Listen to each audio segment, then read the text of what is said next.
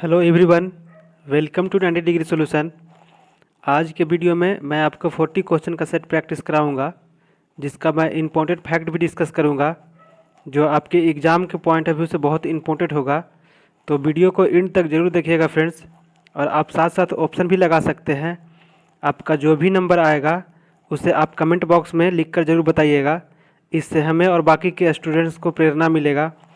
तो चलिए शुरू करते हैं आज का पहला सवाल। आज का पहला सवाल है, निम्नलिखित में से कौन जैव अक्षयकारी प्रदूषक है? आपको बताना है कि जैव अक्षयकारी प्रदूषक कौन सा है। तो इसमें से सभी हो जाएगा, उपयुक्त सभी। ऑप्शन इसका डी हो जाएगा। थोड़ा सा इसको समझ लेंगे कि पोल्यूशन फैलाने वाला पदार्थ पोल्यूटेंट कहा जाता है, जो दो प्रकार का होता है। पहला बायोडिग्रेडेबल, जिसे हिंदी में जैव निम्नीकरण या जैव अक्षयकारी प्रदूषक बोला जाता है, ठीक है। और दूसरा है बायो अनडिग्रेडेबल, जैव अनिम्नीकरण या जैव अक्षयकारी प्रदूषक, ठीक है, जो आपका सवाल है। तो ये बायो अनडिग्रेडेबल पोल्यूटेंट है, पोल्यूशक है, ठीक है, प्रदूषक है। ये बायोडिग्रेडेबल होता क्या है? तो बायोडिग्रेडेबल के अंतर्गत जिसे शामिल किया गया है वो क्या है? वो पेड़ पौधा जीव जंतु, जैसे हमारा शरीर भी क्या है? बायोडिग्रेडेबल पदार्थ है, जो एक दिन वो मिट्टी में मिल जाएगा, ठीक है। अवशेष जिन्हें पुनः मिट्टी में मिलाया जा सकता है। कृषि उत्पाद को भी मिट्टी में मिलाया जा सकता है। लेकिन बायो अनडिग्रेडेबल में जितने भी केमिकल फर्टिलाइज़र हैं उसे मिट्टी में नहीं मिलाया जा सकता है। जितने भी रासायनिक बहुलक पॉलीमर है उसे भी मिट्टी में नहीं मिलाया जा सकता है। यह पुनः बायोडिग्रेडेबल प्रोसेस में शामिल नहीं हो सकता है। जितने भी औद्योगिक कूड़ा कचरा या हॉस्पिटल का कूड़ा कचरा हो, वो सब क्या है? वो जैव अनिम्नीकरण है, जैव अक्षयकारी प्रदूषक है, यानी कि बायो अनडिग्रेडेबल प्रोडक्ट है, ठीक है फ्रेंड्स। तो इसमें जो प्लास्टिक है वो पॉलीमर हो गया, प्लास्टिक पॉलीमर को कहते हैं। डीडीटी हो गया कीटनाशक पदार्थ, और पारा तो आप जानते हैं मरकरी को कहा जाता है। तो ये सब क्या है? ये सब जैव अक्षयकारी बायो अनडिग्रेडेबल पदार्थ है, ठीक है। नेक्स्ट क्वेश्चन है, सूची 1 सूची 2 को मिलान करना है। इसमें प्रदूषक है और उससे प्रभावित अंग है, बताना है आपको। तो इसमें जो हो जाएगा आपका एस्बेस्टस धूल जो है वो किसको प्रभावित करता है? तो एस्बेस्टस जो धूल है वो फेफड़ा को प्रभावित करता है। और शीशा किसे किया? मस्तिष्क को। शीशा किसे? मस्तिष्क को। और पारा उदर को किया। और कार्बन मोनोऑक्साइड रक्त धाराएं, ठीक है। तो इसका जो कोड हो जाएगा 3124, ऑप्शन इसका बी हो जाएगा, ठीक है। नेक्स्ट क्वेश्चन है, मनुष्य की आंसू में कौन सा एंजाइम होता है? तो मनुष्य की आंसू में क्या होता है? लाइसोजाइम, ऑप्शन इसका सी हो जाएगा। और आपको बता दें कि नवजात बच्चों को आंसू नहीं निकलता है 3 महीने तक, ठीक है। और नवजात बच्चों का आंखों का मूवमेंट भी देखिएगा, ज़्यादा नहीं होगा, क्योंकि आंखों का मूवमेंट होना आंखों में आंसू होता है, उसके कारण ही होता है। तो 3 महीने तक नवजात बच्चों को आंखों में आंसू नहीं होता है, उसके बाद ही होता है। नेक्स्ट क्वेश्चन है, एक वयस्क पुरुष के लिए सामान्य हीमोग्लोबिन मात्रा प्रति 100 ml रक्त है। तो एक वयस्क मनुष्य के लिए, पुरुष के लिए जो है वो कितना है? 14.5 ग्राम, ठीक है। लेकिन पुरुषों की तुलना में महिलाओं में 1 ग्राम कम होता है। तो महिलाओं में कितना हो जाएगा? 13.5 ग्राम, ठीक है, 13.5 ग्राम। अगर महिलाओं में पूछेगा तो 13.5 और पुरुषों में 14.5। नेक्स्ट क्वेश्चन है, रेडियो सक्रिय परिवर्तन में भाग लेता है। तो रेडियो सक्रिय जो है परमाणु का नाभिक में भाग लेता है, ऑप्शन इसका सी हो जाएगा। नेक्स्ट क्वेश्चन है, किसी तत्व के रासायनिक गुण निर्भर करते हैं, तो किस पर निर्भर करता है फ्रेंड्स?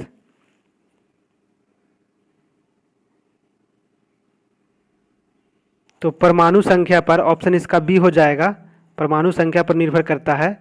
नेक्स्ट क्वेश्चन है, एक परमाणु में 2 इलेक्ट्रॉनों की चारों क्वांटम संख्याएं आपस में समान नहीं हो सकती, यह नियम किसके निम्न में से किस वैज्ञानिक के संबंधित है? ठीक है, आपको बताना है कि जो कथन है वो किस वैज्ञानिक ने दिया था, तो वो ऑप्शन हो जाएगा, वो सी हो जाएगा, फैराडे। फैराडे ने विद्युत अपघटन का सिद्धांत दिया, ठीक है, और पॉली ने अपवर्जक का सिद्धांत, कंक्लूजन प्रिंसिपल दिया, ठीक है, और आर्हेनियस के सिद्धांत के अनुसार वह यौगिक जो जल में घुलकर H+ क्या H+ आयन बनाता हो, ठीक है, आयन देता हो, उसे एसिड कहा जाता है, और हाइड्रोक्साइड देता है, OH- देता है, आयन देता है, उसे बेस या क्षार कहा जाता है। नेक्स्ट क्वेश्चन है, पॉजिट्रॉन के खोजकर्ता हैं, तो पॉजिट्रॉन के खोजकर्ता कौन है फ्रेंड्स? इसका ऑप्शन सी हो जाएगा, एंडरसन। पॉजिट्रॉन एक अस्थायी कण है, ठीक है। डाल्टन ने कहा कि परमाणु अविभाज्य है, किसने कहा? डाल्टन ने। लेकिन बाद में आधुनिक विद्वानों ने कहा कि परमाणु विभाज्य है, कई अस्थायी कणों में तोड़ा गया है, ठीक है। अस्थायी कण 3 गो याद रखेंगे आप, ठीक है। मैं इसे ग्राफ के द्वारा आपको थोड़ा सा बता दे रहा हूँ। एक ट्रिक इसे समझिए आप, द गोप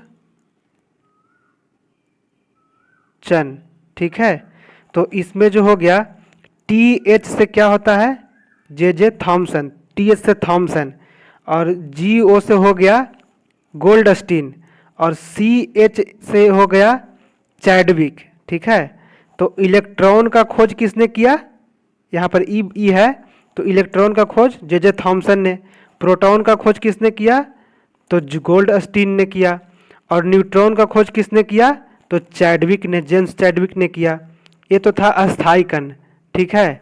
ये और कई अस्थायी कण है जिसमें आप 3 ही याद रखिए, ठीक है। पहला जो है वो पाई मेसन, जिसका खोज किया कौन? युकावा ने किया, ठीक है। पाई मेसन का खोज किसने किया? युकावा ने। और पॉजिट्रॉन का खोज किसने किया? एंडरसन, जो आपका क्वेश्चन है। और न्यूट्रॉनों की खोज किसने किया फ्रेंड्स? तो न्यूट्रॉनों की खोज पॉली ने किया, ठीक है। नेक्स्ट क्वेश्चन है, टुंड्रा प्रदेश का महत्वपूर्ण क्रियाकलाप है, तो टुंड्रा प्रदेश का महत्वपूर्ण क्रियाकलाप क्या हो जाएगा? ये शिकार करना, ऑप्शन इसका सी हो जाएगा। और आपको बता दें कि टुंड्रा प्रदेश एक बर्फीला प्रदेश को कहते हैं, जहाँ बर्फ़ ही बर्फ़ हो। तो जाहिर सी बात है कि जहाँ बर्फ़ ही बर्फ़ होगा तो वहाँ पर खेती बाड़ी तो होगा नहीं, कोई भी व्यवसाय नहीं होगा, ठीक है। तो यहाँ के लोग एस्किमो जनजाति कहलाते हैं। क्या कहलाते हैं? एस्किमो जनजाति, जो केवल अपना पेशा शिकार पर निर्भर करता है। यह यहाँ के लोग वालरस एवं सील का शिकार करते हैं। किस जानवर का? वालरस एवं सील का शिकार करते हैं, जो दक्षिणी ध्रुवीय क्षेत्रों में ज़्यादा पाया जाता है, ठीक है। और एस्किमो जनजाति बर्फ के बना अर्धचंद्राकार घर में रहता है, जिसे इग्लू कहा जाता है, ठीक है फ्रेंड्स। ये सब जो है इम्पोर्टेंट फैक्ट है, आप इसे दिमाग में रखिएगा। अर्धचंद्राकार घर को क्या कहा जाता है? इग्लू कहा जाता है।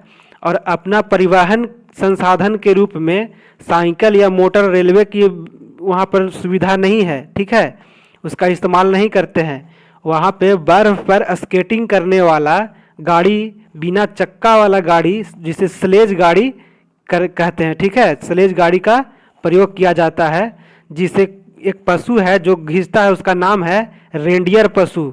कौन सा पशु फ्रेंड्स? रेंडियर पशु खींचता है उस गाड़ी को, ठीक है। नेक्स्ट क्वेश्चन है, डिफेंस सर्विस स्टाफ कॉलेज कहाँ स्थित है? तो डिफेंस सर्विस स्टाफ कॉलेज जो है वो विलिंगटन में अवस्थित है, तमिलनाडु के विलिंगटन शहर में। ठीक है, ऑप्शन इसका सी हो जाएगा। और आपको बता दें कि सबसे छोटा एनएच नेशनल हाईवे NH-47 का एक्सटेंशन ए जो केरल में विलिंगटन द्वीप से कोचीन बंदरगाह तक है, जो केवल 6 किलोमीटर का है। ठीक है, उसकी दूरी कितना है? 6 किलोमीटर का। और देहरादून जो हो गया, देहरादून में क्या है friends? Indian Military Academy IMA। ठीक है, और खड़गवासला में NDA है, National Defence Academy, sorry NDA National Defence Academy Khadakwasla में। नेक्स्ट क्वेश्चन है,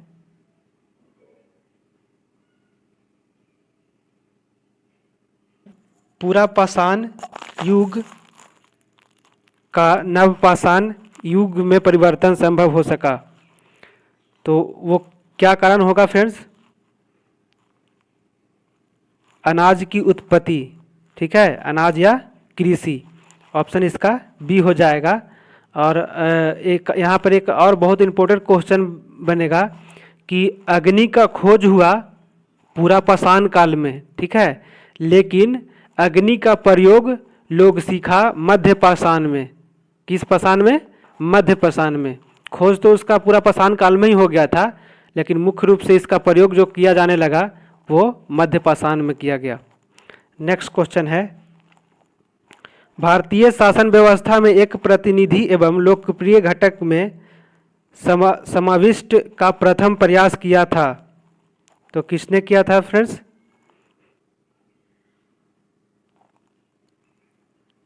तो भारतीय परिषद एक्ट 1861 द्वारा किया गया था, ऑप्शन इसका ए हो जाएगा। और इसमें जो है एक सवाल और पूछता है कि भारत में सर्वप्रथम विभागीय प्रणाली, इसे ही कहते हैं मंत्रालय प्रणाली, और इसे ही कहते हैं पोर्टफोलियो प्रणाली, इसे ही कहेंगे एक प्रतिनिधित्व एवं लोकप्रिय घटक, जिसकी शुरुआत 1859 में लॉर्ड कैनिंग द्वारा किया गया, जिससे कानूनी दर्जा भारत पार्षद अधिनियम 1861 के द्वारा मिला। और इसी अधिनियम के द्वारा वायसराय को अध्यादेश जारी करने की शक्ति प्रदान किया गया। ठीक है, नेक्स्ट क्वेश्चन है, भारतवर्ष में गरीबी एवं बेरोजगारी की गणना किसके द्वारा की जाती है? तो किसके द्वारा किया जाता है फ्रेंड्स?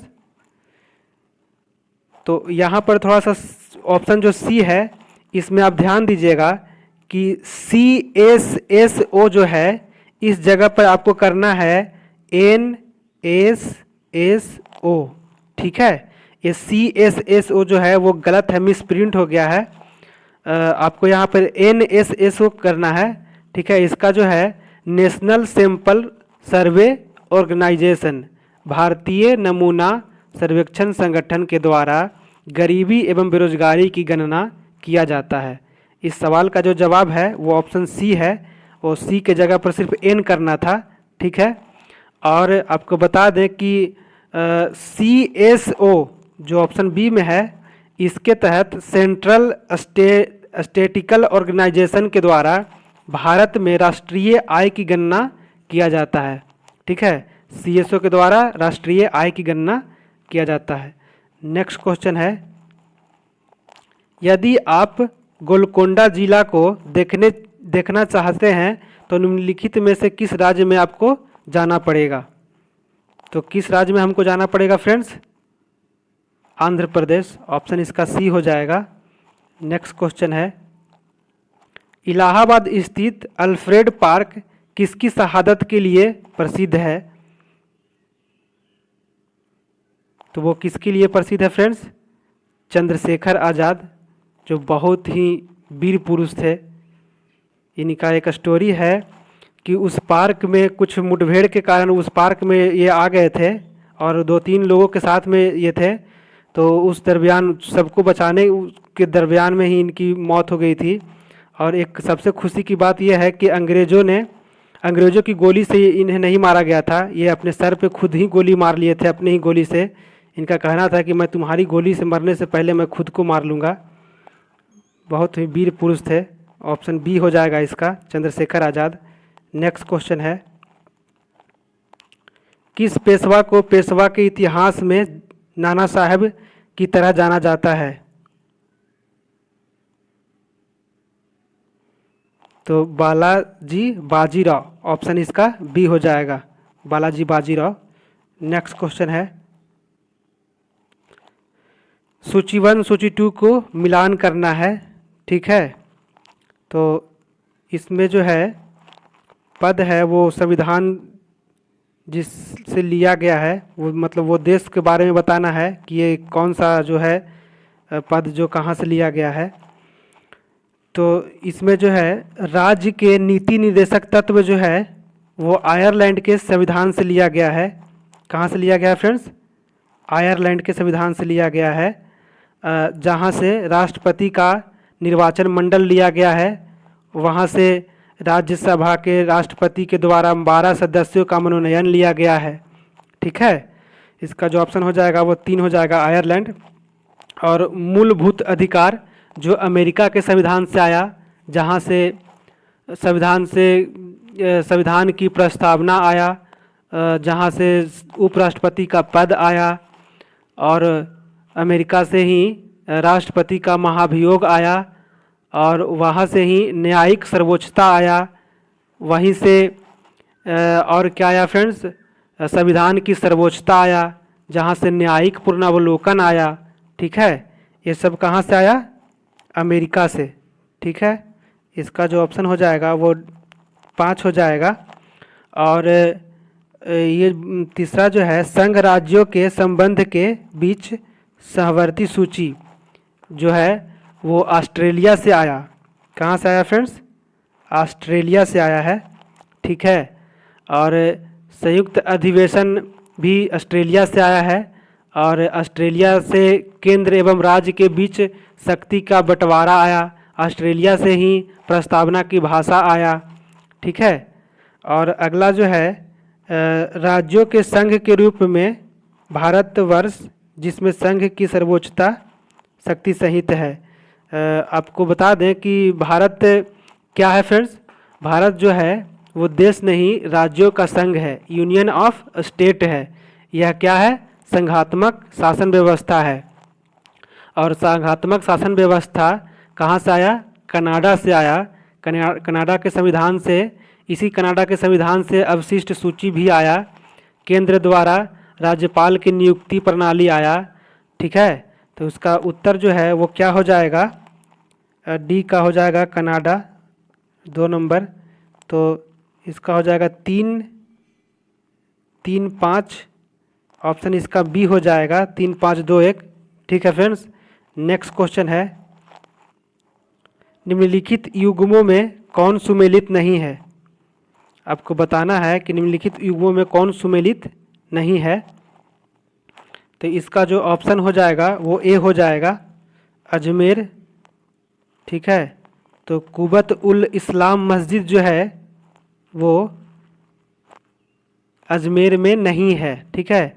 अजमेर में क्या है? अजमेर में है 2.5 दिन का झोपड़ा मस्जिद, ठीक है। और कुबत उल इस्लाम मस्जिद जो है वो कहाँ है? वो दिल्ली में है, ठीक है फ्रेंड्स। नेक्स्ट क्वेश्चन है, केंद्रीय भारतीय भाषा संस्थान कहाँ स्थित है? तो केंद्रीय भारतीय भाषा जो है वो कर्नाटक के मैसूर में स्थित है, ऑप्शन इसका सी हो जाएगा। और इसी मैसूर में शंकराचार्य ने श्री श्रृंगेरी मठ का संस्थापना किया था। नेक्स्ट क्वेश्चन है, ORT मौखिक पुनः जलयोजन चिकित्सा किसके रोगोपचार से संबंध है? तो इसमें जो है वो क्या हो जाएगा? इसमें दस्त होता है और उल्टी भी होता है, ठीक है। तो इसके रोकथाम के लिए ORS का घोल दिया जाता है, जिसे ORT कहते हैं। अतिसार हो जाएगा, इसका ऑप्शन डी हो जाएगा। नेक्स्ट क्वेश्चन है, भारतीय प्रमुख बंदरगाहों में से कौन प्राकृतिक बंदरगाह नहीं है? तो प्राकृतिक बंदरगाह जो है वो डी हो जाएगा, ऑप्शन डी पारादीप प्राकृतिक बंदरगाह नहीं है। ठीक है, नेक्स्ट क्वेश्चन है, दक्कन पास किसके मध्य स्थित है? तो दक्षिणी और छोटा अंडमान के बीच। ऑप्शन इसका ए हो जाएगा, दक्षिणी और छोटा अंडमान के बीच। नेक्स्ट क्वेश्चन है, 1940 में विनोबा भावे ने व्यक्तिगत सत्याग्रह कहाँ से शुरू किया? तो विनोबा भावे ने जो व्यक्तिगत सत्याग्रह शुरू किया था वो महाराष्ट्र के पवनार से किया था। ऑप्शन इसका बी हो जाएगा। नेक्स्ट क्वेश्चन है,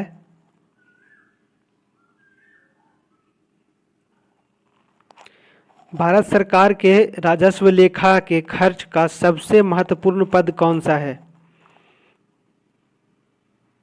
तो ब्याज भुगतान पर। ऑप्शन इसका डी हो जाएगा। नेक्स्ट क्वेश्चन है, जब प्रकाश के लाल, हरा व नीला रंगों को समान अनुपात में मिलाया जाता है तो परिणामी रंग होगा। तो इसमें जो है मैं आपको एक ग्राफ के रूप में समझाना चाहूँगा, ध्यान से आप देखिएगा इसे। ये मान लिया जाए आपका रेड हो गया और यहाँ पे ब्लू हो गया और ये हो गया ग्रीन। ठीक है, अब कह रहा है कि तीनों को समान रूप में मिलाने पर जो है कौन सा कलर बनेगा? तो वो जो है वो डब्लू वाइट सफ़ेद होगा। ठीक है, जो आपके ऑप्शन में है वो बी हो जाएगा, सफ़ेद हो जाएगा। और आपको बता दें कि रेड और ब्लू को अगर मिलाएंगे तो क्या बनेगा? मैजेंटा। ठीक है, क्या बनेगा? मैजेंटा। और रेड और ग्रीन को अगर मिलाएंगे तो क्या बनेगा? येलो। ठीक है, येलो बनेगा। और ब्लू और ग्रीन को मिलाएंगे तो क्या बनेगा? पीकॉक। पीकॉक बनेगा। ठीक है, पीकॉक ब्लू, जिसे ही कहते हैं सियान या गहरा नीला कहा जाता है। ठीक है, सियान या गहरा नीला। ठीक है फ्रेंड्स, तो आप इस ग्राफ को ध्यान में रखिएगा, आप एक बार प्रैक्टिस भी कर लीजिएगा। और अब यहाँ से देखिए, वहाँ यहाँ से तीन तरह से क्वेश्चन बन गया। कितना प्रकार का कलर हो गया? तो प्राइमरी, तीन प्रकार का कलर हो गया, प्राइमरी कलर, सेकेंडरी कलर और कम्प्लीमेंट्री कलर। ठीक है, प्राथमिक रंग, द्वितीयक रंग और पूरक रंग। प्राथमिक रंग जो है वो आरबीजी हो गया, रेड ब्लू ग्रीन। और सेकेंडरी कलर जो है वो क्या हो गया? वो मैजेंटा, पीला और पीकॉक ब्लू। ठीक है, मैजेंटा, पीला और पीकॉक ब्लू। नेक्स्ट क्वेश्चन है, पैसिफिक रिंग ऑफ फायर किससे संबंध है? तो ज्वालामुखी एवं भूकंप से संबंधित है ये। ऑप्शन इसका बी हो जाएगा। नेक्स्ट क्वेश्चन है, रॉकीज, एंडीज, एटलस, हिमालय किस प्रकार के पर्वत हैं? तो किस प्रकार के पर्वत है फ्रेंड्स? नवीन वलित पर्वत है। क्या है? नवीन वलित पर्वत है। ऑप्शन इसका सी हो जाएगा। नेक्स्ट क्वेश्चन है, सबसे गहरा मेरियाना गर्त किस महासागर में स्थित है? तो प्रशांत महासागर में। ऑप्शन इसका ए हो जाएगा। प्रशांत महासागर के फिलीपींस द्वीप समूह का मिंडनाओ द्वीप के निकट में है। ठीक है, नेक्स्ट क्वेश्चन है, दृष्टिपटल रेटिना पर बना प्रतिबिंब होता है। तो दृष्टिपटल जिसे रेटिना कहा जाता है, रेटिना पर किसी वस्तु का प्रतिबिंब उल्टा, वास्तविक और वस्तु से छोटा होता है। ठीक है, इसका ऑप्शन क्या हो जाएगा? डी हो जाएगा, वस्तु से छोटा लेकिन उल्टा। ठीक है, नेक्स्ट क्वेश्चन है, खुर्दाद साल किसका उत्सव है? तो खुर्दाद साल जो है वो किसका हो जाएगा? पारसियन का, पारसी। ऑप्शन इसका बी हो जाएगा। और जैन का हो गया अग्नि पूजा। ठीक है, और सिखों का हो जाएगा गुरुद्वारा। और बौद्ध के हो गया बिहार, बौद्ध बिहार। नेक्स्ट क्वेश्चन है, किसके शासनकाल में ग्रामीण समुदाय में बहुत सारे अधिकार दिए गए? तो किसके कारण काल में फ्रेंड्स? चोल। ऑप्शन इसका ए हो जाएगा। चोल शासक पुरांत प्रथम का उत्तर मेरूर अभिलेख, जिससे चोलकालीन स्थायी स्वशासन की जानकारी मिलता है। ठीक है। और चोल काल की राजनीतिक भाषा क्या है? तमिल है। नेक्स्ट क्वेश्चन है, कौन सा देश 100 वर्षीय युद्ध में शामिल था? तो अंग्रेज और फ्रांस। ऑप्शन इसका बी हो जाएगा। नेक्स्ट क्वेश्चन है, निम्नलिखित में से किसने हड़प नीति का प्रयोग करते हुए कई भारतीय राज्य ईस्ट इंडिया कंपनी के अधीन कर दिए थे? तो इसका जो ऑप्शन हो जाएगा वो सी हो जाएगा, लॉर्ड डलहौजी। ठीक है। और लॉर्ड डलहौजी के काल में बहुत सारे ऐसे घटना हुआ। ठीक है। रेल का संचालन हुआ इन्हीं के काल में, जो मुंबई से थाने के बीच चला था पहली बार। और वारेन हेस्टिंग के काल में 1773 का रेगुलेटिंग एक्ट, और बेलेजिली के काल में सहायक संधि। ठीक है। और लॉर्ड कैनिंग के काल में जो था वो 1857 का विद्रोह। नेक्स्ट क्वेश्चन है, सत्यार्थ प्रकाश पुस्तक के लेखक हैं? तो दयानंद सरस्वती है इस पुस्तक के लेखक। ऑप्शन इसका बी हो जाएगा, जो कि हिंदी भाषा में था। इसके अलावा और ऋग्वेद भाष्य है, पाखंड खंडन है और अद्वैत खंडन। ठीक है। दयानंद सरस्वती ने आर्य समाज की स्थापना किया था। इन्होंने 1875 में बम्बई में किया था। 2 साल के बाद इन्होंने एक शाखा और किया था, यहाँ लाहौर में स्थापित किया। और इन्होंने कहा था कि वेदों की ओर लौटो और भारत भारतीयों के लिए है। ठीक है। भारत भारतीयों के लिए है। नेक्स्ट क्वेश्चन है, निम्नलिखित में कौन सा ग्रह अंतःग्रह है? ठीक है। तो फ्रेंड्स इसको एक ग्राफ के रूप में आप समझिएगा। इसे जो है यहाँ पे ध्यान दीजिएगा।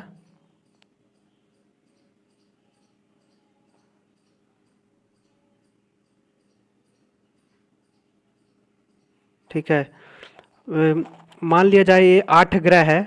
पहला हो गया बुध, हो गया मार्स, और ये हो गया बृहस्पति, ये हो गया पृथ्वी, और ये हो गया मंगल, और यहाँ पे हो गया जुपिटर, बृहस्पति, सैटर्न, शनि, और हो गया यूरेनस, और यहाँ पे हो गया नेपच्यून। ठीक है। अब देखिए, ये मान लिया जाए ये 8 ग्रह है। ठीक है। अब इन दोनों को जो अलग किया, जो 2 भागों में किया,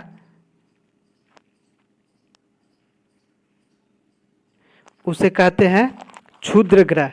क्या कहते हैं फ्रेंड्स? उसे कहते हैं क्षुद्र ग्रह। ठीक है। और इसे कहेंगे आंतरिक ग्रह या पार्थिव ग्रह। इसे क्या कहेंगे? आंतरिक ग्रह या पार्थिव ग्रह।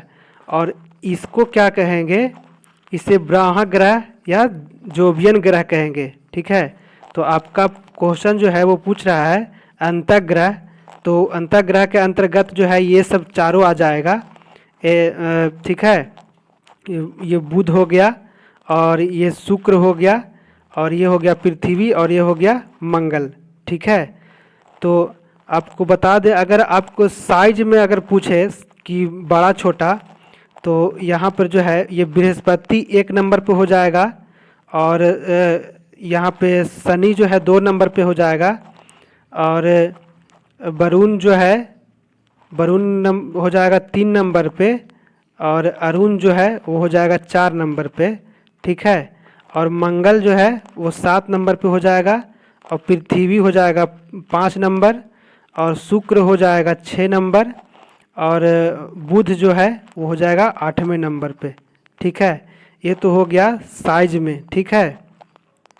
और अगर इसमें अगर आपको पूछेगा कि क्षुद्र ग्रह वो किन दो ग्रहों को विभाजित करता है, तो मंगल और बृहस्पति यहाँ पे हो जाएगा, मंगल और बृहस्पति, ठीक है फ्रेंड्स। इसमें जो अंतर ग्रह पूछ रहा है तो इन्हीं चारों में से कोई एक होगा, ठीक है। चारों में से कोई एक होगा, बुध हो जाए, बुध शुक्र पृथ्वी और क्या हो जाएगा, मंगल, ठीक है। तो इसका जो ऑप्शन हो जाएगा वो क्या होगा फ्रेंड्स, वो शुक्र हो जाएगा। ऑप्शन इसका सी हो जाएगा। नेक्स्ट क्वेश्चन है, निम्नलिखित में से कौन आमतौर पर grand gold man of the India के नाम से जाने जाते हैं। तो ऑप्शन हो जाएगा बी, दादा भाई नौरोजी, ठीक है, दादा भाई नौरोजी, ऑप्शन इसका बी हो जाएगा। और महात्मा गांधी का राजनीतिक गुरु, महात्मा गांधी के राजनीतिक गुरु कौन हो जाएंगे, गोपाल कृष्ण गोखले और कंसाइज कीपर चक्रवर्ती राजगोपालाचारी, ठीक है, कंसाइज कीपर चक्रवर्ती राजगोपालाचारी। नेक्स्ट क्वेश्चन है, एक अवतल लेंस बीम का प्रतिबिंब बनाती है।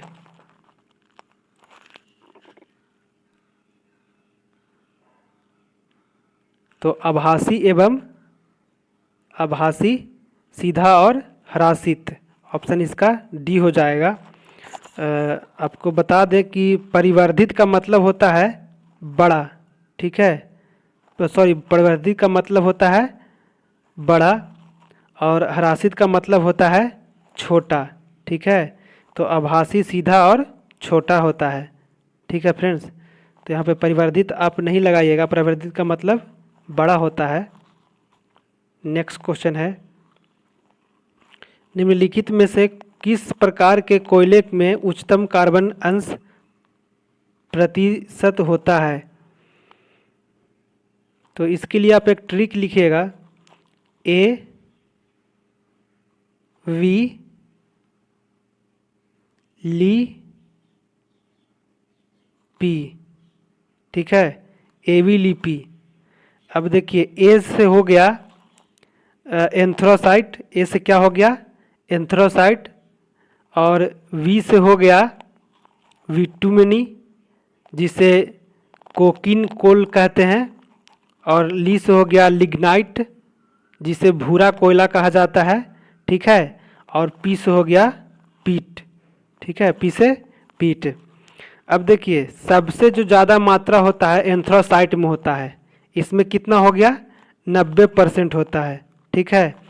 और बिटुमिनस में होता है 70 से 80%, बिटुमिनस में कितना हो गया, 70 से 80%। और लिग्नाइट कोयला जो है उसमें हो गया 50 से 60%, 50 से कितना, 60%। और पीट में जो हो गया वो 40% से भी कम होता है, ठीक है, 40% से भी कम होता है। तो इसमें हमारा जो सवाल है वो पूछ रहा है कि कार्बन का अंक प्रतिशत अधिक पूछ रहा है, ठीक है, होगा किस कोयले में उच्चतम होगा, तो किस में होगा फ्रेंड्स, 90% जो है एंथ्रोसाइट कोयला में हो जाएगा। ऑप्शन इसका क्या हो जाएगा, डी हो जाएगा, option D, option anthracite. Next question है, किस उत्प्रेरक की उपस्थिति में प्रकाश संश्लेषण होता है। तो सूर्य से प्रकाश ऊर्जा, ऑप्शन इसका ए हो जाएगा। सूर्य के प्रकाश की उपस्थिति में क्लोरोसेफिल युक्त कोशिका में कार्बन डाइऑक्साइड और जल के साथ रिएक्शन करेंगे तो उत्पाद बनाया, रिएक्शन करके ग्लूकोज और उत्पाद बनाया ऑक्सीजन, ठीक है। इस क्रिया को एनाबॉलिक प्रोसेस या कंस्ट्रक्टिव प्रोसेस के नाम से जाना जाता है। नेक्स्ट क्वेश्चन है, हीरे की चमक किसके कारण होती है। आपको बताना है। तो उच्च अपवर्तनांक के कारण होता है। ऑप्शन इसका ए हो जाएगा। और ये आज का लास्ट सवाल था फ्रेंड्स, आज के लिए बस इतना ही। मुझे विश्वास है कि आप सभी ज़्यादा से ज़्यादा क्वेश्चन को अटेंड कर पाए होंगे। अगर हमारा वीडियो आपको पसंद आया हो तो वीडियो को लाइक करें, चैनल को सब्सक्राइब करें और बेल आइकन को ज़रूर दबाएं ताकि हमारे हर वीडियो का नोटिफिकेशन आपको मिलता रहे। Thanks for watching. मिलते हैं अगली वीडियो में, तब तक के लिए सेफ रहें, सुरक्षित रहें। जय हिंद।